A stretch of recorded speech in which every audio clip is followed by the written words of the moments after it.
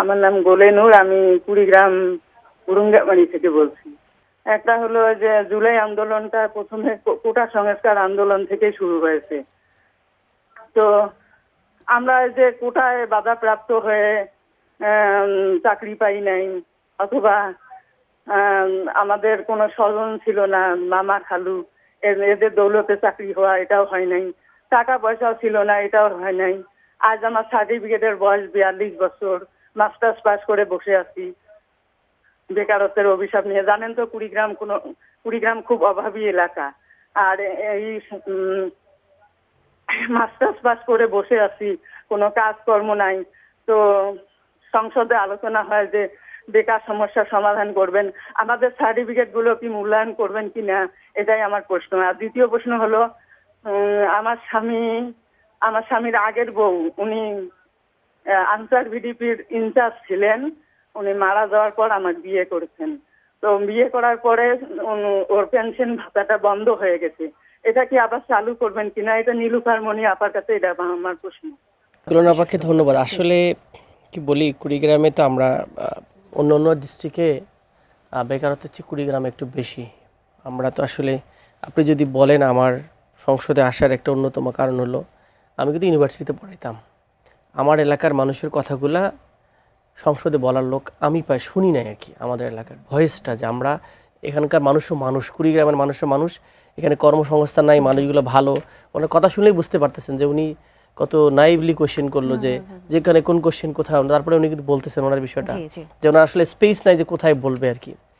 তো সে জায়গা থেকে আসলে কর্মসংস্থানের জন্য এই অঞ্চলে কোনো শিল্প কারখানা নাই। দুইটা ছিল, সেটাও বন্ধ হয়ে গিয়েছে। নারীদের জন্য আরও বেশি সমস্যা। আমাদের দেশে কিন্তু একটা সার্ভে খুব কম হয়, নারী কিন্তু 51% এখন, আমার যতটুকু আন্ডারস্ট্যান্ডিং আর প্রায় 51%। তার মানে হচ্ছে অর্ধেকেরও বেশি নারীরা। এবং আমাদের এলাকার নারীরা কিন্তু অনেক কর্ম করতে চায়, প্রচুর কাজ করে। তো সে জায়গায় ওনাদের কিন্তু দেখেন, উনি 42 বছর হয়েছে, উনি সার্টিফিকেট নিচ্ছে, কিন্তু ওনার কাজের কোনো ব্যবস্থা নেই, উনি কাজ করতে চাইতেছে। এটা একটা বড় সংকট। আমি একাধিকবার পার্লামেন্টে দাঁড়িয়ে বলেছি যে আমাদের অঞ্চলগুলোর জন্য স্পেশাল, আমার জামালপুরে কিন্তু সেম অবস্থা, স্পেশাল কেয়ার নেওয়া উচিত। যে জেলাগুলো পিছিয়ে আছে, এডিশনালি যেমন ওখানে বন্দর আছে, তাহলে বিজনেস কিন্তু শুধুমাত্র পাথর আসে ইন্ডিয়া থেকে, আমাদের ওই থেকে হুঙ্গামাটি দিয়ে।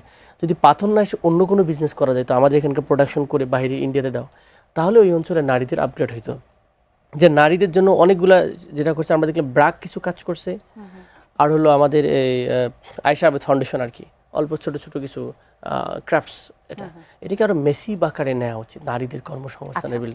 আজকে আমরা একটা প্রোগ্রামে ছিলাম, জাতীয় ওই যে পল্লী উন্নয়নের, তা ওখানে বলতেছে যে তারা 1 লক্ষ টাকা পর্যন্ত করতেছে, মানে ঋণ স্যাংশন করতেছে, এবং প্রথম দিবস পালন হলো।